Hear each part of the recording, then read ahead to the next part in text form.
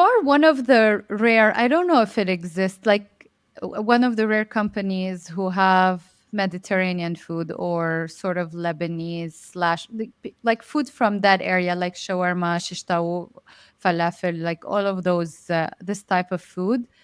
While I see a lot in the market burgers and Mm. more like Western, if I may say. In the So ready to there's eat, like you a mean? yeah, in the ready to eat. So there's like a very niche thing that you found and you're making it vegan, but people from that region, they love to eat the real shawarma and the real shish taouk and the real meat. So they have to do their barbecue every Sunday. You know how it goes. So what type of clientele are you targeting? Like, do people from the Middle East or the Mediterranean buy your products, or is it more Yeah. Westerners? Is that the right word? Yeah. Local people. Um, Local people, yeah. Honestly, when we started, it was a big trend. Everybody was trying to be Mm-hmm. vegan because of healthier options and eating less meat and animal products for animal welfare, whatever their reasons were. Yeah. And I'm going to be honest, recently we've seen that it has been going down. It's not a trend anymore, which is fine. Yeah. Um, my clientele used to be a lot of local people, not Mediterranean. In fact, when we first did the switch from full meat restaurants to vegan restaurant, a lot of our customers came in and said, "You guys are crazy. You're closing in the next few months." Mm-hmm. So there's Yeah. this perception that if it's vegan, it's not good. That if it's vegan, it's not healthy, etc., etc. Um, the vegetable protein that we use is only made of pea and fava bean concentrate and salt. It's only three ingredients. It doesn't have soy.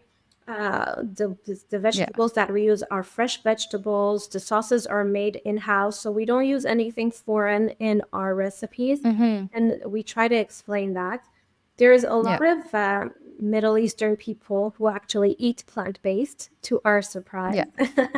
And it has evolved and changed during Mm-hmm. those last years, but there's still a misconception of vegan is just not Yeah. good. Yeah. If you go into the grocery store and you look at all the ready to eat, let's say burgers, meat burgers, or hot dogs, or whatever you look at the ingredient list and it's full of stuff that you cannot Yeah. even pronounce, but because it's meat, Yeah. nobody looks at it, they think, oh no, it's meat, it's safe to eat. Whereas Mm-hmm. our product is very limited ingredients. It's all made by hand. The Yeah. protein plus spices. There's nothing else. So there's a lot of education still in Mm-hmm. 2025 about the subject of what plant-based means. I'm sure everybody has recipes in their own culture where there is no meat, no butter, no Yeah. milk, and especially during Lent, Yeah. a lot of people Sure. Yeah. have Lent and they remove all animal products from their diet during that time. But when you say the Mm-hmm. word vegan or plant-based, they associate it with unhealthy. So we Yeah. are we are looking into rebranding actually. Mm-hmm. We're talking about marketing and everything, and it's a big job to do a rebrand, but I feel like Yeah. every time we go to a festival, just by looking at 57 vegan, they just walk away. Mm. They don't want to approach us because they're afraid of the word vegan. Let's say. Oh, yeah.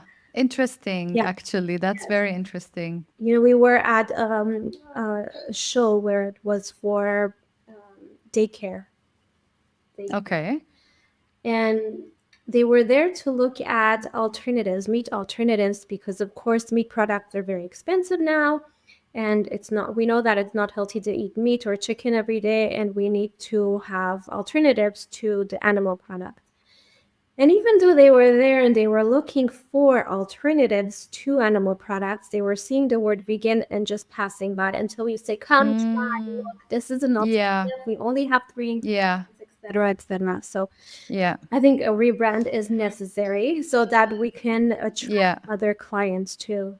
Rebrand and an education. I feel like you need to highlight accept the fact that it's only three ingredients. Like, you have to put it on the package. This is like, I'm thinking out loud now that you talked Yeah, of about the course. rebrand, because of all the other brands. There are so many brands in the market, vegan brands. I don't know what to call them, but like faux meat and faux Yeah, cheese and faux, like not the real product. And there, if you read the ingredients, I feel like I'm going to eat plastic or something. Like, yeah, I don't know what it is. I know. But now that you're saying it's only three ingredients, I think it's very important. That would be your unique selling proposition, let's Yeah, say, to tell people, hey, listen, yes, it is vegan, but it's not plasticky like the other exactly. brands, but we Exactly. are pure, we only have three ingredients, we're clean, etc. Maybe that will help them, like, but it's very interesting with everything that's happening on social media, also with all those health experts. People are pushing you to eat more meat, which is fine. If you want to eat meat, you can eat meat. But they're also pushing against, I don't know, this is the enemy. Seed oil is the enemy. Eggs are the enemy. The next day, eggs are not the enemy. Yeah, The next day, all of those things. And soy, the attack on soil. And there's always this idea that vegan products, they contain a lot of soy. exactly. So all of these things, I think, might have affected Yes, everything that's happening in the market. yes, I'm excited for your rebrand, and when you do it, we're gonna talk about it here again. I'm pretty sure. sure we will. For sure. um, Once I can finalize a name, I think the hardest part is yeah, finding a new name. I don't yes, care exactly. We can brainstorm later on if you want. Yes. Mhm. Tell me a little bit more about your teams. Like, how do you manage people?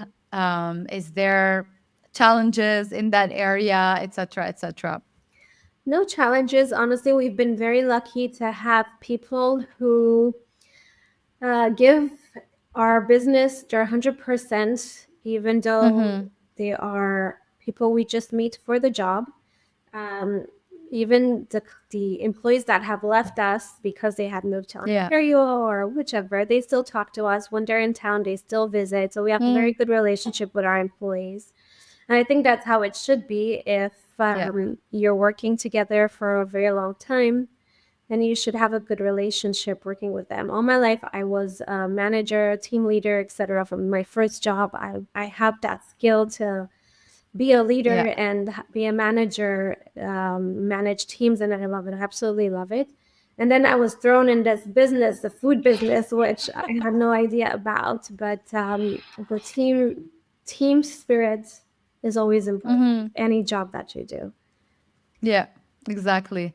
And you become, because you're a small business and you see each other every day, so you know basically what's happening in everybody's Exactly. lives. And, so you become, I'm not going to say the word family because it's not really It's family, kind of, but it's like your second family away from home. yeah, yeah. Because nowadays, everywhere I see these posts about, like, your job is not your family, your Yeah. colleagues are not your family. So I'm I'm trying to avoid that. But I I used to, like, again, when I used to work with my family, the employees also were like, they're there on a daily Yeah. basis. They know what we do every day. Yeah. We know what they do, who had a child, Yeah. who was getting married, all those stories, personal stories, etc. And they do become a part of your life story, Of course. basically. Of course, every Yeah, step. I mean, every time there's a new contract that we get, we sit and we celebrate together because it's not just us. Without the employees, and the production doesn't get done, and we don't have a product to send out. yeah. But they're part of every step of success that we get.